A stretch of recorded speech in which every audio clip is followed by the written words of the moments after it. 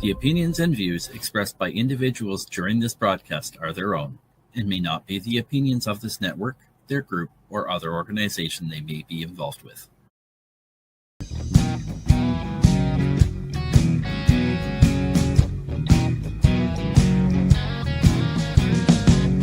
I'm looking at myself, reflections of my mind. It's just the kind of day to leave myself behind.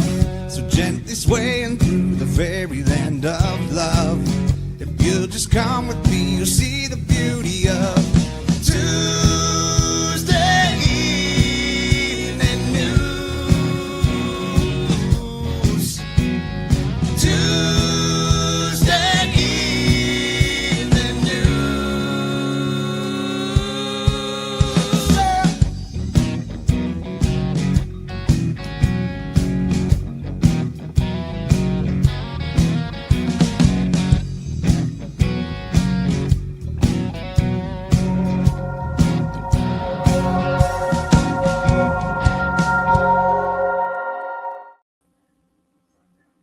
Hello, everyone, and welcome to the Psychedelic Reporters for this Tuesday, the 21st of July, here on NOK Network, episode 215.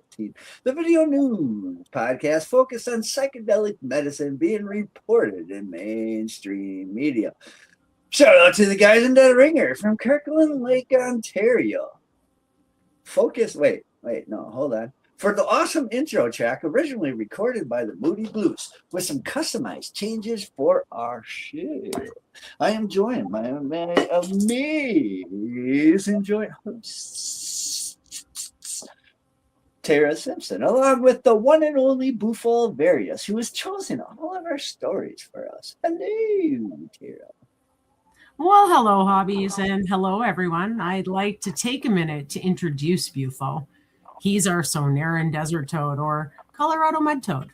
Did you know he emits DMT from his skin? And well, that sounds like great fun. Park rangers would like to remind everyone, please don't lick the toads. Don't lick the toads. No. Don't do it. I mean, I know everybody wants to get DMT in their system, have that fucking 5 to 15 minutes of bliss, and then come down and then try to analyze it. Better ways to do it, folks. Yeah. So speaking of that, there is the world of psychedelic news this week was slew, but we have some great articles. Bufos did a good job. So here is Morningstar.com, and it says, Americans for Ibogaine welcomes milestone as federal government mobilizes multiple agencies to advance Ibogaine research in psychedelic medicine. And this is provided by Access News. Wow. Yeah, so this is a really cool article because we've been following what's happening with Ibogaine kind of around the world. And I've heard personal stories of people who have taken Ibogaine and healed from their issues. So this is really cool that Americans for Ibogaine today welcomed the coordinated government-wide implementation of an executive order advancing psychedelic medicine, including a landmark HHS and VA partnership, new federal actions to accelerate Ibogaine research, and efforts to prepare the healthcare system for the responsible deployment of the future FDA-approved psychedelic therapies. Just 18 months ago, Ibogaine and psychedelic medicine remained largely outside mainstream.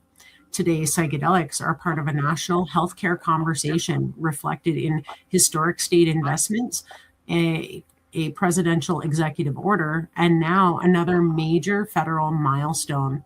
Americans for Ibogaine has been at the center of that transformation. The trajectory accelerated dramatically in April of 2026 when President Donald Trump signed a landmark executive order directing federal agencies to accelerate research into psychedelic medicine. Sought and secured by Americans for Ibogaine, the executive order made psychedelic medicine a federal priority.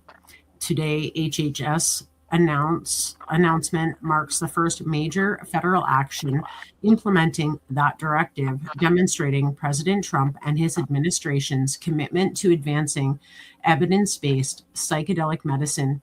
In just a matter of months, the executive order has moved ibogaine and psychedelic medicine from the margins of public policy to the center of America's healthcare agency. That's pretty cool that it's now moving forward. We're seeing some action. It is. It is. Are we on the Americans for Ibogaine's path? Yeah. Okay. The movement begins in Kentucky, where AFI CEO W. Brian Hubbard championed ibogaine research while leading the Kentucky Opioid Abatement Advisory Commission. That was like a couple of years ago that they stopped all that, right? Yeah. His willingness to challenge the status quo ultimately cost him his position. Former Texas Governor Rick Perry stepped in with a simple message: bring it to Texas. We'll get it done. On January 2nd, Perry and Hubbard announced the Texas Ibogaine Initiative, the Joe Rogan Experience, launching a national effort to educate policymakers and the public about the promise of evidence-based psychedelic medicine. The campaign secured Texas' historical $100 million invested in ibogaine clinical trials, the largest publicly funded psychedelic research initiative in history. Following the Texas bill signing, Americans for Ibogaine was officially launched under the leadership of Chairman Governor Rick Perry and CEO Brian Hubbard to take the advocacy nationwide. The Americans for Ibogaine team and ambassadors traveled the country educating lawmakers and sharing the stories that put a human face on the movement. Americans for Ibogaine has helped secure legislative victories in Arizona, Mississippi, Louisiana, Tennessee, Oklahoma, Colorado, Kentucky, and beyond, while supporting new legislative efforts across the country. Americans for Ibogaine built a bipartisan coalition of lawmakers, researchers, clinicians, veterans, tribal leaders, philanthropists, and patient advocates committed to advancing education, awareness, and policy around psychedelic medicine. Americans for Ibogaine carried its message into virtually every corner of the national conversation. AFI reached millions through conversations with Oprah, CNN, Joe Rogan, Fox News, New York Times, Washington Post, Wall Street Journal, Politico, Rolling Stone, Theo Bond, and dozens of national local media outlets.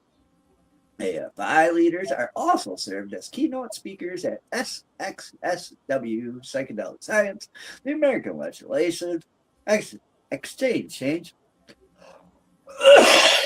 and other major forums across the country. Good article. It is. The message was everywhere. The momentum became impossible to ignore.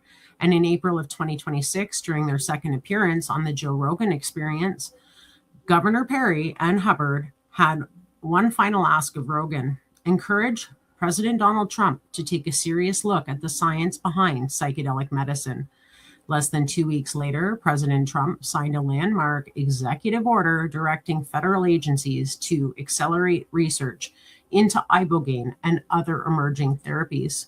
Today, HHS's announcement marks the first federal action implementing that executive order, turning presidential policy into action. This is exactly why Americans for Ibogaine was created, said Rick Perry, chairman of the Americans for Ibogaine and former Texas governor. We believe the science and stories deserve serious attention. Today, researchers, lawmakers, federal agencies, and healthcare leaders are acting. We're proud of the role Americans for Ibogaine has played in building the movement that brought us to this moment. Americans for Ibogaine set out to change the future of mental health and addiction treatment, and that's exactly what we've done, said Brian Hubbard, Chief Executive Officer of Americans for Ibogaine. Today's announcement proves what's possible when people fight with unity to hold broken systems accountable. With the support of everyone who believes in our mission, we will continue fighting to make new history for every person living at the end of hope. For too long, veterans and others have had to leave this country to pursue treatment they couldn't have access at home, said Marcus Luttrell, Navy SEAL veteran and author of Lone Survivor, and Americans for Ibogaine board member. The medicine saved my life. Seeing our country's leaders take meaningful action gives hopes to millions of Americans still waiting for better options. Today's announcement is another milestone, not the finish line. Americans for Ibogaine will continue to lead the effort to advance rigorous clinical trials, educate policymakers, and build bipartisan support until promising therapies are thoroughly evaluated and available within the American healthcare system. As a nonprofit organization, Americans for Ibogaine is made possible through the generosity of donors and philanthropic partners. To learn more about the organization's mission or to support the mission, you can click the link below. So that's pretty cool. It is. I like it. It was, Ibogaine was, what was it? A couple of years ago, we were sitting here in this room and we were reading the article about Kentucky and stuff. And I didn't know what the fuck Ibogaine was, And then I sat down and I was subbing for one of your Open Your Eyes, and we were sitting with the Ibogaine person, and I'm like, oh, this is interesting. Yes, with Michelle and Patrick Fishley. They're amazing Ibogaine facilitators who have been utilizing the medicine themselves for quite some time and studying with the Batwiti tribe in Gabon. They're very, very knowledgeable about this substance, and they've been advocates for years for this, for addiction treatment and mental health treatment. So hopefully we'll see something happen on the Canadian side of all of this, but at least the US is taking it seriously. The research is out there. It may not have been done at major universities initially, but start talking to these patients that have used it and utilized it in ceremony in other countries because they can't get it at home, and see the strides they've made. And I think we're going to see some big things happen if they keep on this trajectory in the US. I think so too. And that brings us to our next article now that HHS is getting involved in psychedelics. And hhs.gov press room states, and the HHS, if you don't know, is U.S. Department of Health and Human Services. HHS and VA announced bold comprehensive partnership to advance rapid-acting mental health treatments for veterans. And that's Washington, July 13, 2026. Yeah, the Department of Health and Human Services and the U.S. Department of Veterans Affairs today entered into a memorandum of understanding to strengthen collaboration of research, clinical development, and responsible deployment to veterans suffering with serious mental health conditions of potential future rapid-acting psychedelic drugs, if approved by the Food and Drug Administration. America owes every veteran the best care our nation can provide, said HHS Secretary Robert F. Kennedy Jr. We're not going to wait while promising treatments sit on the sidelines. Thanks to President Trump's leadership, HHS and the VA are working together to develop safe, FDA-approved innovations and transition them from research into care so veterans can access the treatments they deserve. The agreement advances President Trump's executive order 14401, accelerating medical treatments for serious mental illness, which significantly called on the VA to work with HHS to increase clinical trial participation and share data as appropriate and consistent with legal authority with the FDA to ensure the successful trials lead to a timely evaluation and approval of these drugs. President Trump opened up a world of possibility for treating veterans and others with mental health conditions. And the VA is proud to be a part of this important work, said VA Secretary Doug Collins. Today MOU ensures effective cooperation with HHS as we try to turn research into life-changing treatment. Under the agreement, HHS and VA will coordinate workforce training, develop evidence-based clinical protocols, support research and real-world evidence generation, and prepare the VA healthcare system to responsibly implement future FDA-approved rapid-acting psychedelic drug products as they become available.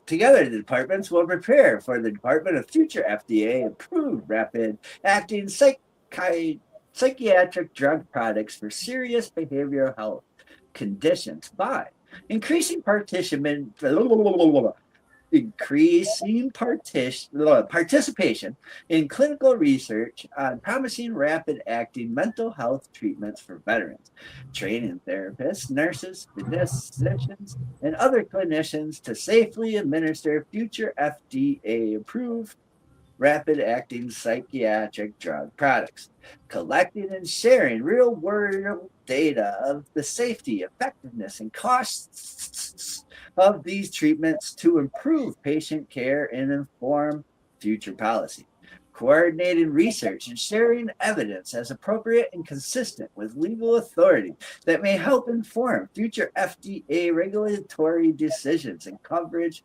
policies, developing clinical guidance and educational resources to help providers and ultimately patients understand how approved treatments should be delivered safely and effectively. The agreement remains in force for 5 years, with the options to renew.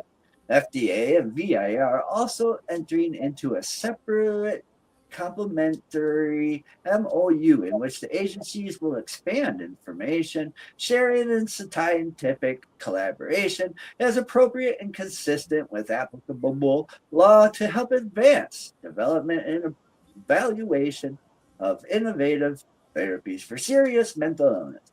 FDA is also announcing a series of actions to advance the development of psychedelic drug therapies for serious mental illnesses, including issuing a final guidance for industry psychedelic drugs considerations for clinical investigations and announcing a public hearing on the potential future therapeutic use of psychedelic drugs. Too many Americans and their families continue to be affected by substance use disorder and serious mental illness, and we have a responsibility to pursue every appropriate opportunity to advance new treatment options, said the acting FDA Commissioner, Kyle Diamandis, JD. This agreement strengthens collaboration between the FDA and Department of Veteran Affairs, allowing us to better leverage clinical trial data, real-world evidence, and scientific expertise to help speed the development of review of promising therapies while maintaining rigorous standards for safety and effectiveness. By working together, we can help deliver new hope to patients who urgently need better treatment options. Wow. Where did we leave off? Oh, there we are. The National Institute. Yeah, the National Institute on Drug Abuse, part of the National Institute of Health, has studied ibogaine, a naturally occurring psychedelic drug, investigated as a potential treatment for opioid use disorder for decades. As part of that work, NIDA recently revived and validated data from earlier ibogaine studies and shared those data with the FDA and researchers to help inform the drug's ongoing scientific and regulatory evaluation. In a complementary effort, NIDA has awarded funding for a multi-phase research project to support an investigational new drug application to the FDA, a required step before clinical trials can begin. Earlier studies suggest ibogaine may help treat opioid use disorder, but have also identified an increased risk of serious heart rhythm problems. Contingent on the NID, the new research will include clinical trials to evaluate whether updated dosing and administrative approaches can reduce those risks while preserving the drug's potential benefits. There is a preliminary evidence that psychedelic therapies can rewire the brain and produce rapid improvements for people with serious mental illness or substance use disorder, said NIH Director Jay Bhattacharya. However, we still have much to learn about long-term benefits and risks, including the potential for misuse. This collaboration helps strengthen the scientific foundation and clinical readiness needed to support safe, effective, real-world implementation. The HHS Advanced Research Project Agency for Health is inviting researchers and companies to compete for funding to help advance research on ibogaine as part of a potential treatment for opioid use disorder. Funding will support early clinical development and preparation for FDA review, and while also exploring ways to keep future treatments affordable and accessible. Treatment for opioid use disorder has been stuck in an innovative rut for decades, and Americans are paying a heartbreaking price, said ARPAH Director Dr. Alicia Jackson. ARPAH is posed to take bold action and knock down barriers to exploring the therapeutic potential of ibogaine for this devastating condition. Additionally, the HHS Health Resource and Services Administration is issuing a request for information on July 14th to gather stakeholder input on how healthcare workforce and care delivery system should be prepared for potential future FDA-approved psychedelic drug products. The RFI seeks recommendations on clinician education and training, evidence-based care delivery models, and approach for safely delivering these therapies in community-based settings, including federally qualified healthcare centers, rural health clinics, and certified community behavioral clinics to help inform future HRSA guidance and technical assistance. HRSA is committed to ensuring that health professionals and community-based healthcare providers are prepared to safely and effectively deliver innovative therapies as new options become available for people living with serious mental illness, said HRSA Administrator Tom Engels. By seeking input from clinicians, health centers, behavioral health providers, rural health experts, researchers, and stakeholders, the HRSA will be better positioned to understand the workforce training, care delivery models, and operational considerations needed to support safe implementation of potential FDA-approved psychedelic drug products in the future. These coordinated actions reflect the Trump administration's commitment to accelerate research, strengthen clinical readiness, and expand access to innovative treatments for veterans and other Americans living with serious mental illness. Very cool. Great article. And the only problem I have with that, it's still to this day, is a bunch of people sitting and making a decision based on something half of them won't even take or try themselves, and are lenient because they're anti-substance or whatnot. And I have a problem with all this because you're leaving a decision to someone that may not even like the thing, like then they're basing it by money and what would be economically like sound and all that. And they're stating that it's because of safety, but I don't think it has anything to do with safety, but like the pocketbook. Exactly. Yeah. It's all about the money. Yeah. Well, speaking of money, that brings us into our third article before the break. And this is investor.lilly.com. And it's a news release. It says Lilly to acquire ATI Beckley. It's a name we've said for years, to advance therapies for treatment-resistant depression and other mental health conditions. Yeah. So it looks like Eli Lilly and Company, an Atai-Beckley Inc., a clinical stage biopharmaceutical company developing innovative therapeutics for mental health conditions, today announced a definitive agreement for Lilly to acquire Atai-Beckley. Atai-Beckley is advancing a pipeline of rapid-acting neuroplastogens, including multiple clinical stage programs and a discovery pipeline of next-generation compounds. The lead asset, BPL-003, is a synthetic form of 5-MeO DMT administered intranasally for treatment-resistant depression, which affects millions of people in the United States. Emerging research indicates that treatment-resistant depression and other mental health conditions may involve a loss of synaptic plasticity, the brain's ability to form and strengthen connections in regions critical to mood regulation. Atai-Beckley's therapies are designed to restore synaptic connectivity and aim to promote the growth of new neural connections, offering a distinctive mechanism from conventional antidepressants that primarily target neurotransmitter levels. Treatment-resistant depression persists even after multiple treatments have failed. Millions of people are still searching for relief and desperately need a therapy that works, said Carol Ho, Executive Vice President and President of Lilly Neuroscience. Advancing Atai-Beckley's investigational therapies gives us a real chance to change that. In a phase 2 study, BPL-003 demonstrated rapid and durable reductions in depressive symptoms following an in-clinic visit lasting approximately 2 hours on average, with beneficial effects persisting for months. BPL-003 has been granted breakthrough therapy designation by the U.S. Food and Drug Administration and has initiated phase 3 activities.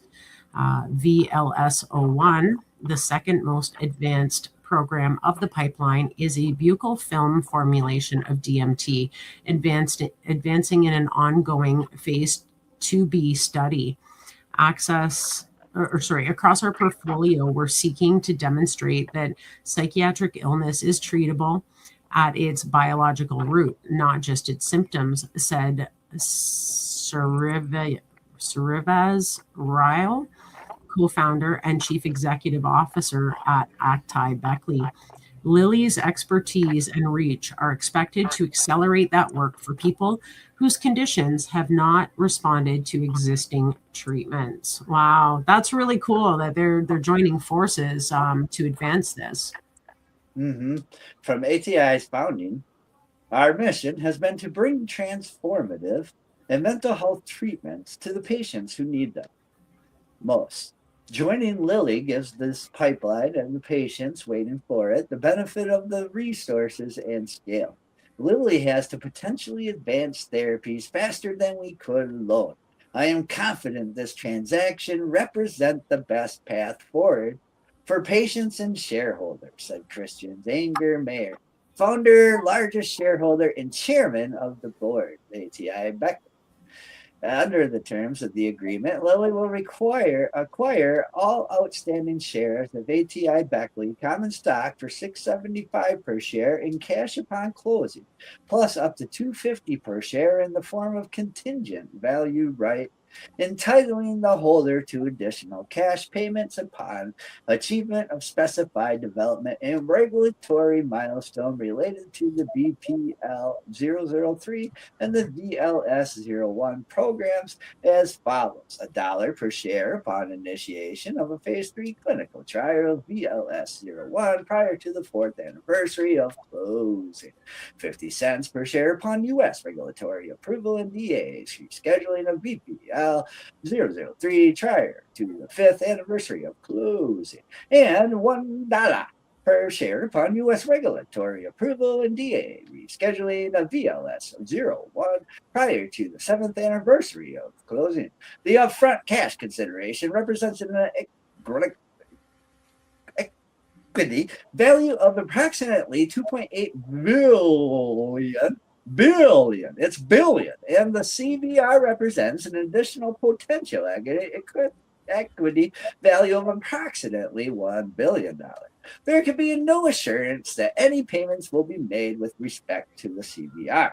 The transaction is not subject to any financing conditions and is expected to close in the third quarter, subject to approval by the ATI Beckley stockholders and satisfaction of other customary closing conditions, including regulatory approvals. The purchase price payable at closing represents a premium of approximately 40% to the 30-day volume weighted average trading piece of ATI Beckley's common stock ended on July 15, 2026.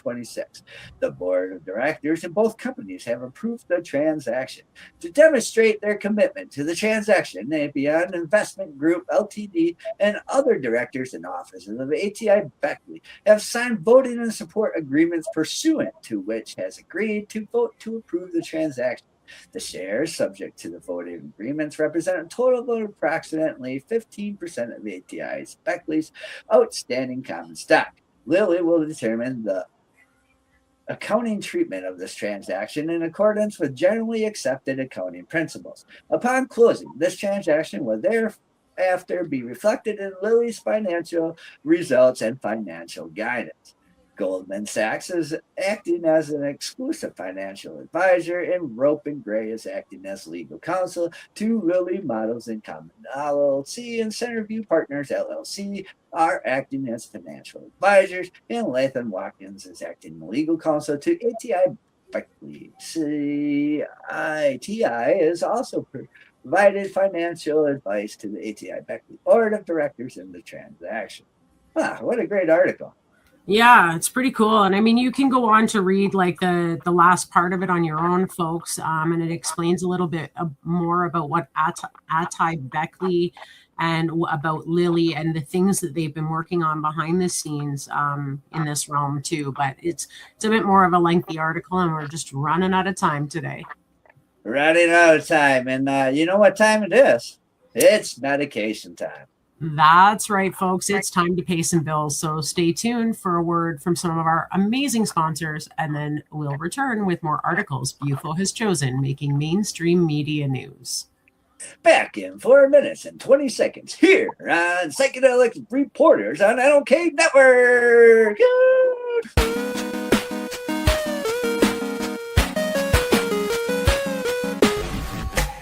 Hey, hi, my name is John Mark, aka Sublimator Warrior, and I would like to welcome you to Smoke Signal in Tyendinaga.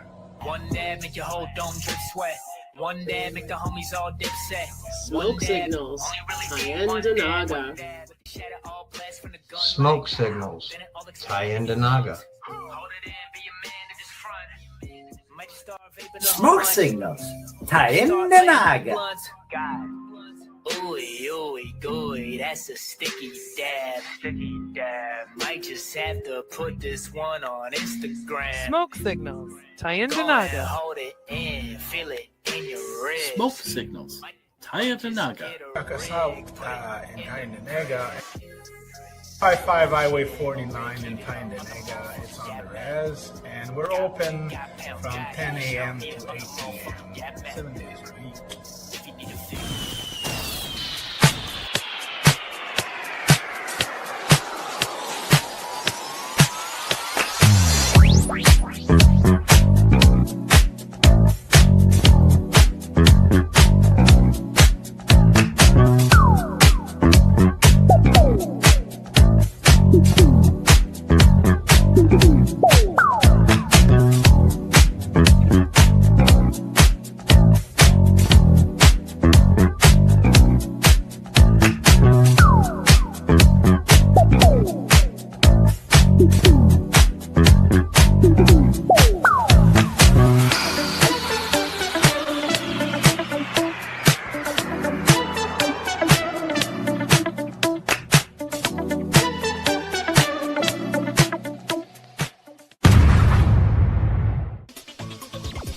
Advertising space available at NOK.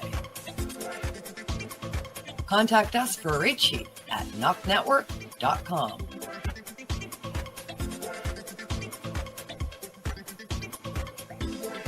Send us a message on our social media platforms or email us at info@noknetwork.com.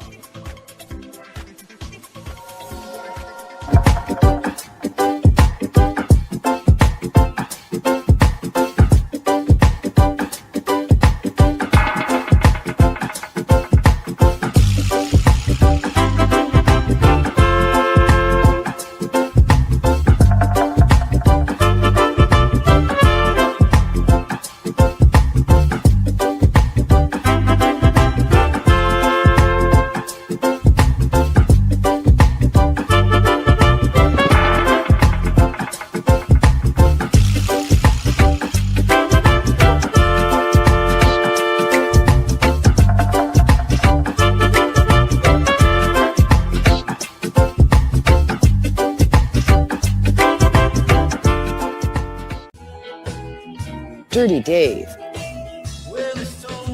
award-winning cultivator for over 4 decades.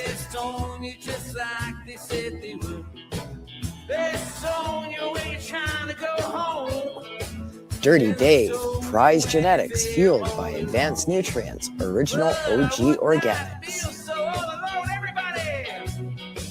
Everybody must get stoned. Yeah, well, they stone you when you're walking down the street.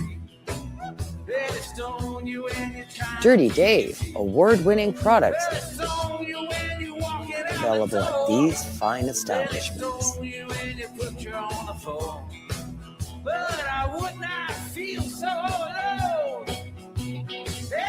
Ask your shop to carry Dirty Dave. Contact us at dirtiesdoggies@gmail.com. Now we get back to the show.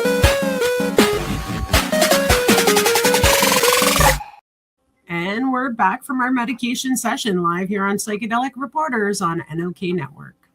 And we have another set of stories coming at you from the realm of psychedelic medicine. So let's get at it.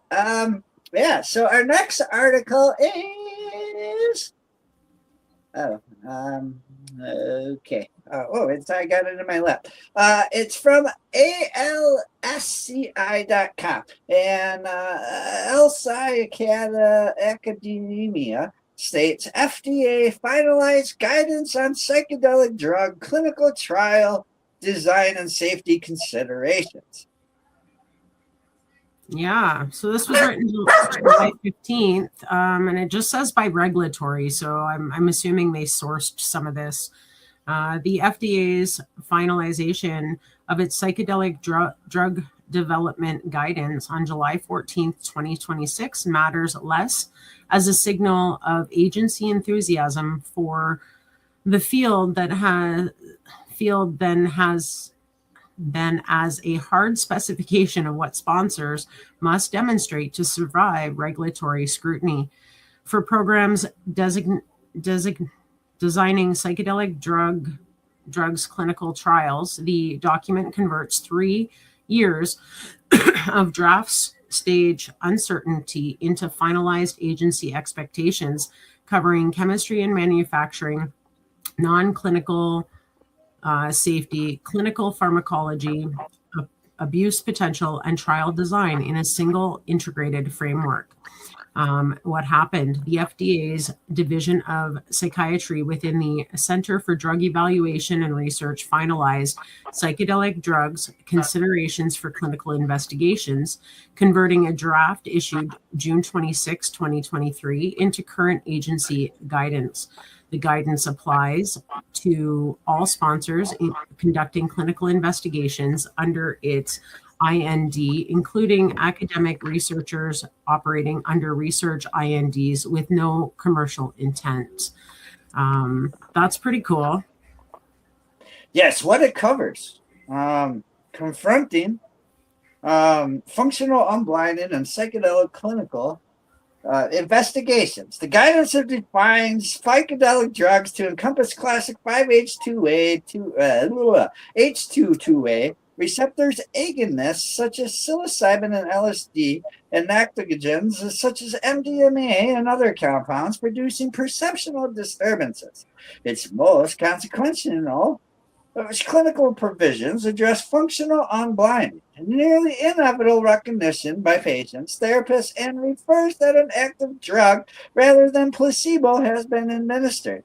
The FDA guidance on psychedelic recommends blinded central raters, blinding questionnaire administered to both subjects and investigators, and pre and post treatment expectancy evaluations. Rather than prohibiting placebo controls, the agency encourages sponsors to consider active comparators or dose-ranging designs as alternatives or complements, while stating explicitly that the study results must strongly persuasive and robust across study endpoints to become bias introduced by functional unblinding, suggesting that the FDA will expect unusually robust evidence to address bias introduced by the functional unblinding.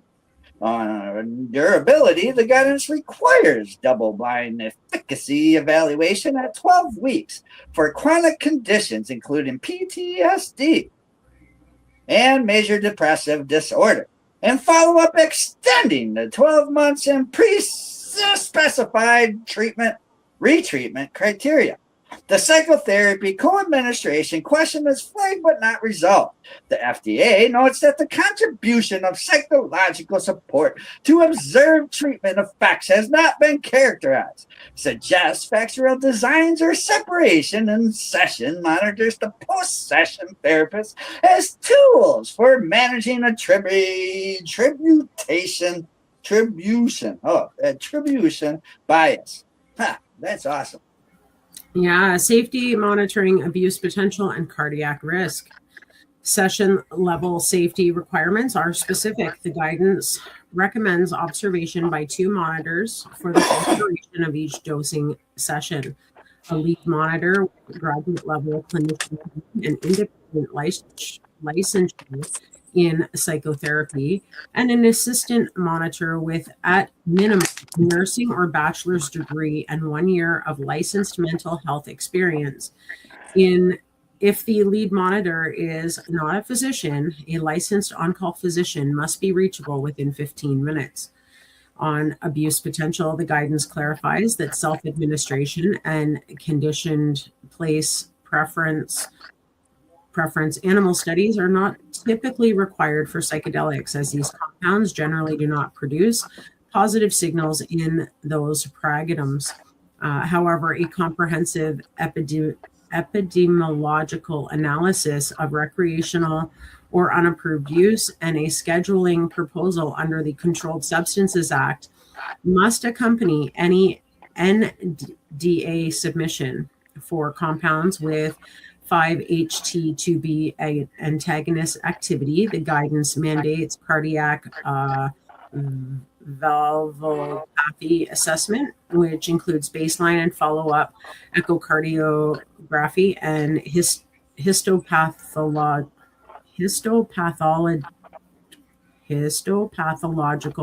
evaluation of heart valves in repeated dose toxicity studies, given the established association between 5-HT2B antagonism and heart valve disease.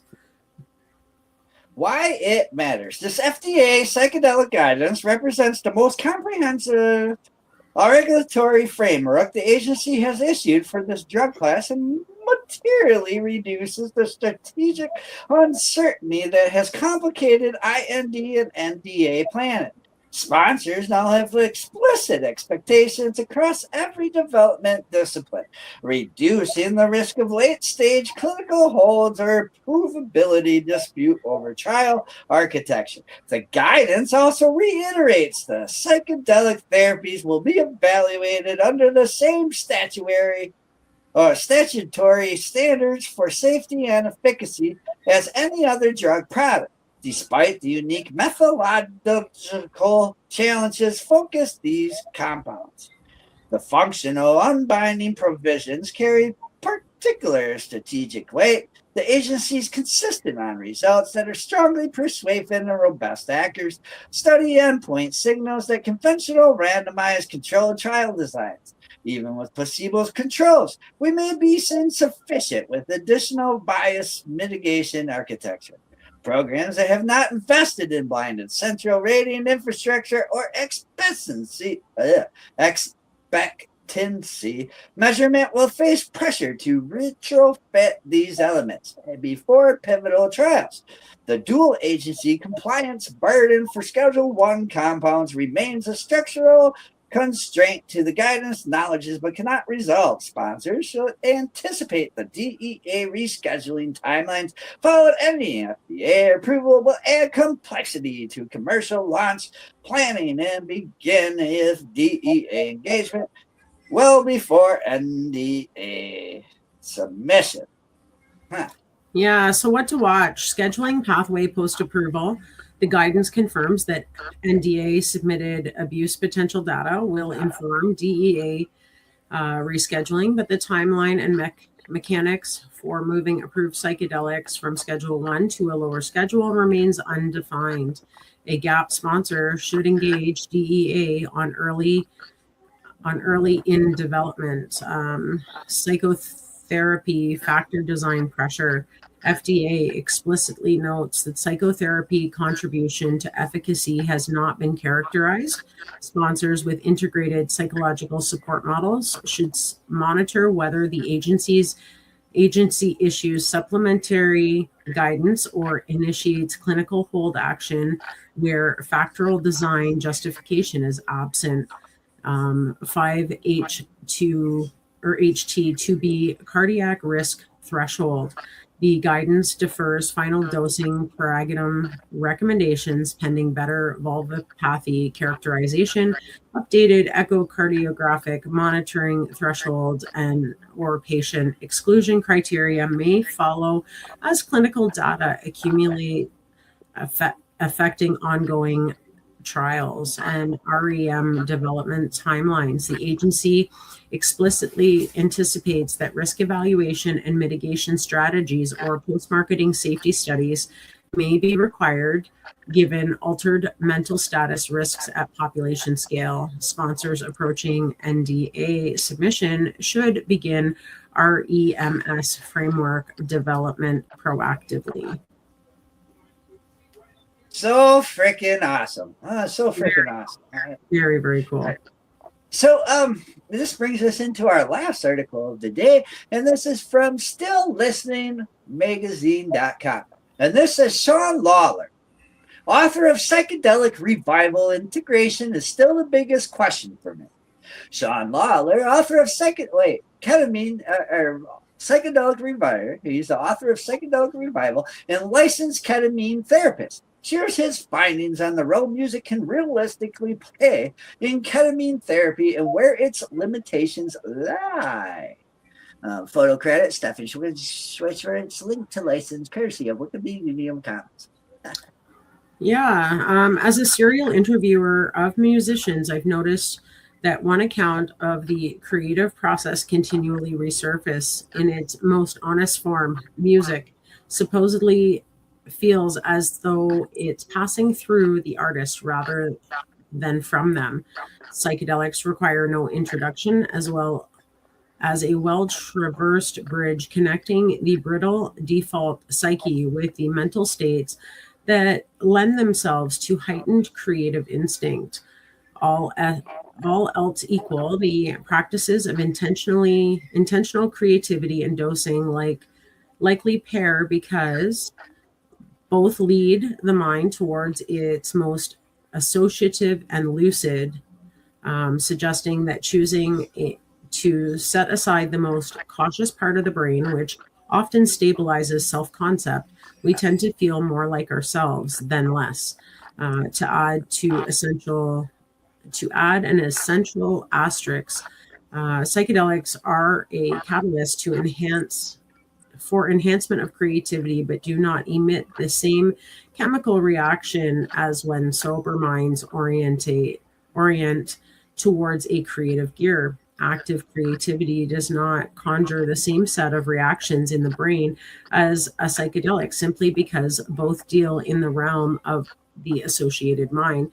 The parallel, however, survives differences in service of one dominating question: what combination of psychedelics and music can abridge the resting psyche with more receptive states of mind for self-discovery without intellectualizing oneself towards corrosive behaviors?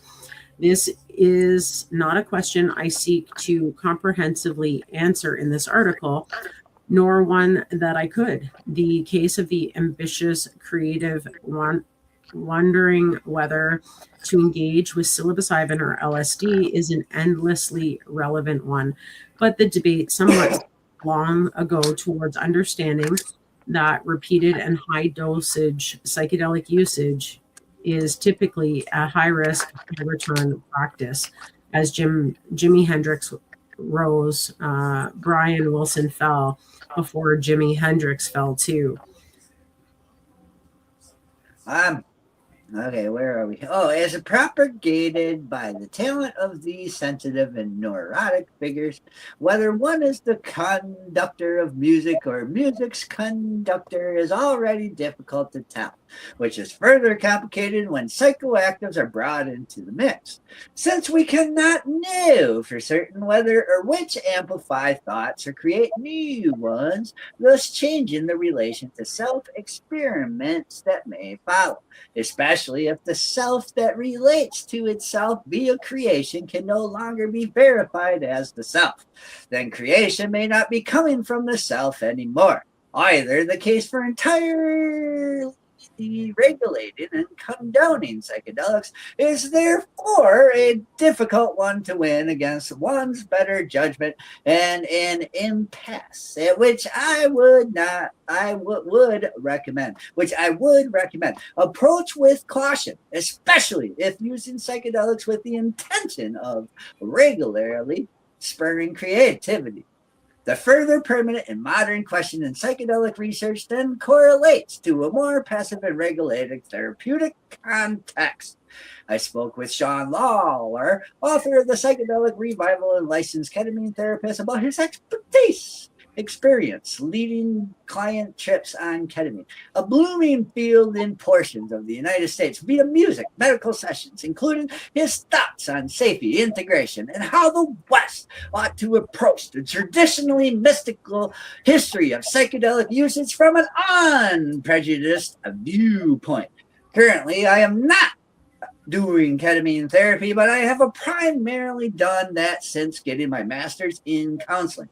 He tells me music is such a huge part of the ketamine therapy experience. Ketamine is unique and so much different than psilocybin and LSD in terms of what music meets the person in space. Not being a dissociative anesthetic, it can be more disorienting. I underwent the client side to choose my own music.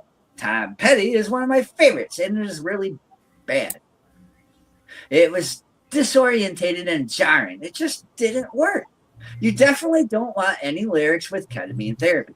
You kind of create a playlist around different tones based on client needs. Some are more soft or ambient, while others want more challenging experience and will pick darker tones. I think it's important for therapists to recognize the level of responsibility in ketamine therapy, because someone with really bad experience will be trying to give them a signal to communicate next song. Ketamine is a difference, but that my experience, the brain doesn't make musical connection as clear. Wow. Yeah, when asked whether psychedelics can fast track associative connections or essential to their realization, Sean soft landed on the opinion that the answer largely depends on the dosage and chemical composition. I don't tend to agree with the attitude that meditation can just do the same thing. The commonality is loosening the filter between your conscious mind and your unconscious mind, and maybe something beyond that as well. Though he later conceded that the revelations on lower dosages of LSD and psilocybin could likely crop up via other intentional methods. I used wave paths for a while in work with clients. And personally, he continued, there are a lot of different things you can put in at the beginning, and it will create a whole journey. Basically, it doesn't just plug and play. It generates in the moment. So it's always unique. If you're a therapist, you can adjust things as you go. If things aren't going well, it will seamlessly move that way without the jarring transition. From my perspective, integration is still the biggest question regarding psychedelic therapy. I feel like I never got satisfying answers from people about that. I think it comes down to habit change. People tend to think integration just happens, or a mystical experience will just cause everything to fall into place after that. Maybe that happens sometimes, but I've never met anyone who had that experience. Sometimes you have specific insights about things that need to happen in your life, but I think structured therapy will help to hone in on what habits need to change while really taking advantage of that window of neuroplasticity where the brain is more malleable. Music does help with that, I think, when you're either listening to it the whole time or have wave paths on. Going back and listening in an intentional way can help people to reconnect to emotions that came up or little memories that came and went. I really think it comes down to little habit changes. People will come out and just be like, I have to change everything. And I'll be like, let's focus on one thing at a time. If it could provide a real form of escapism where you convince yourself that you're doing the work, but you're actually just chasing the next peak experience because you can't feel okay with non-peak experience life. That definitely ties into the concept of why do we consider some drugs dirty drugs and other drugs miracle drugs. Obviously, some of the predisposed to have more catastrophic effects, but anything can be addictive or harmful. Not everyone would agree with me on this, but I don't think ketamine is good for people with addictions or tendencies towards addiction. Theoretically, it can be, but ketamine can definitely be more habit forming and addictive than classic psychedelics. If someone is just kind of ungrounded, like their physical reality is kind of a mess in terms of the things that are not fun but important to being human, a psychedelic just probably isn't going to help that. You have to get things turned around first and then look at the psychedelics. I also think it's dangerous to universalize psychedelics both conceptually and practically. He later continued, I am a strong proponent of prioritizing the individual experience. So maybe someone comes away with a broader vision of what could be possible collectively, but the important part is helping them orientate their own life and purpose towards building that vision rather than assuming the answer is simply the mass dissemination of psychedelics. Ultimately, everyone has to decipher their own sense of purpose and find fulfillment in their own life. I that's very much the way I think too. It is very individual. I don't think this is a one fix all solution.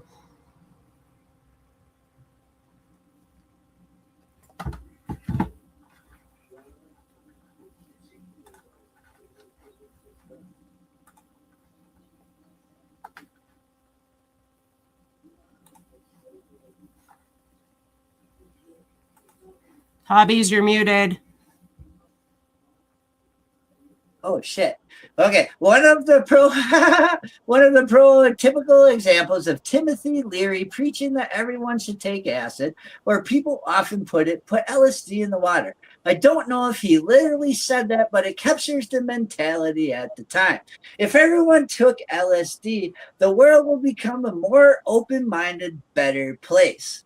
I don't think that's true. That way, if thinking caused a lot of chaos. under intellectualized in the sense of, yeah, man, it's all good stuff. That kind of thing is problematic. He later expounded, I disagree with the idea that psychedelics inherently make you a more open-minded person. They can promote bypassing of difficult material and can kind of lock people into a delusional mindset through repeated use, which kind of loses touch with reality so that they don't inherently connect people to a deeper truth. The diversion of psychedelics could help, but because when I've observed this, it had intended to be with the receptive use of one. They need to be humbled by something he admitted sportively. Sportively. I think that their visions they had on psychedelics that talk about the noetic quality of mystic experience need to be held with a certain degree of skepticism. So if someone has wild visions of something, that doesn't mean that it is objective truth. Maybe that's a projective of some deep emotion of fear, something that just took this form of malevolent entities.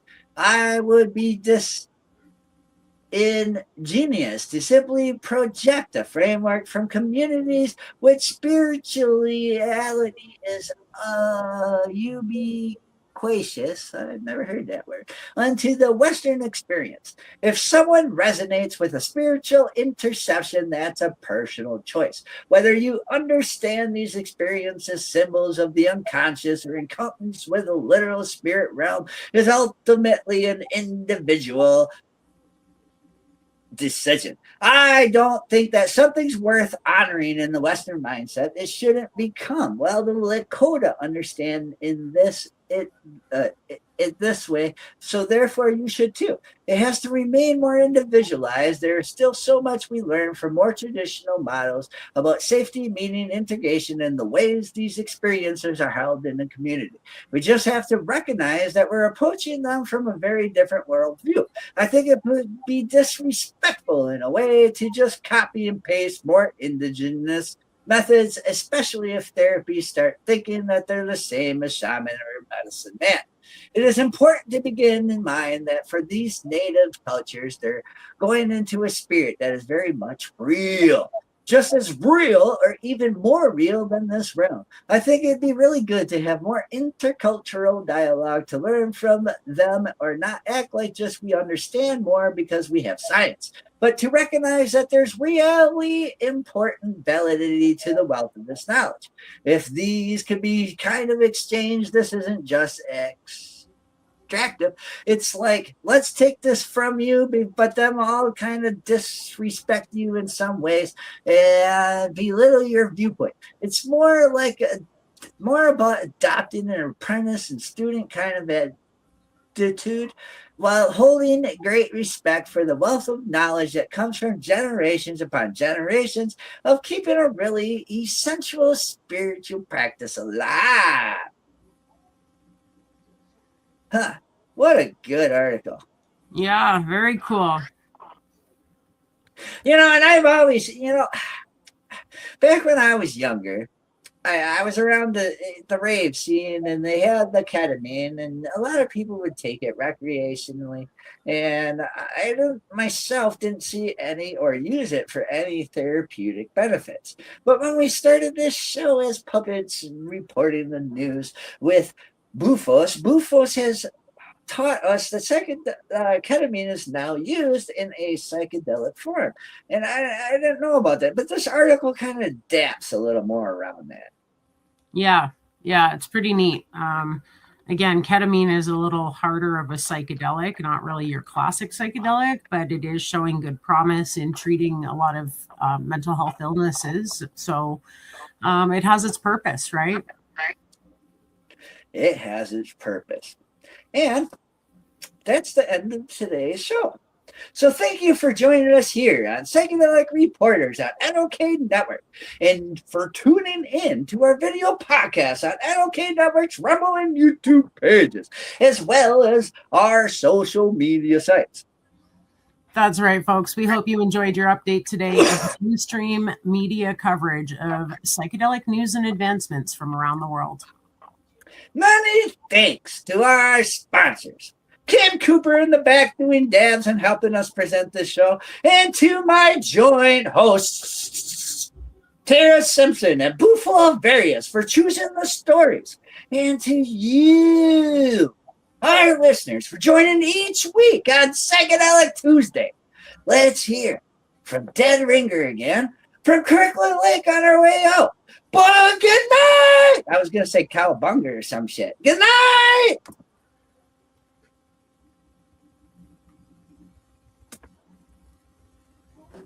Good night. Good night. Good Good night. night. Good night. Oh, I hear it.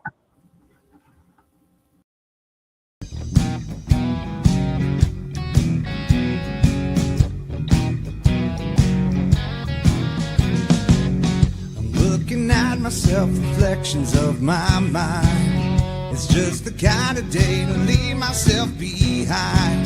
So gently swaying through the fairyland of love. If you'll just come with me, you'll see the beauty of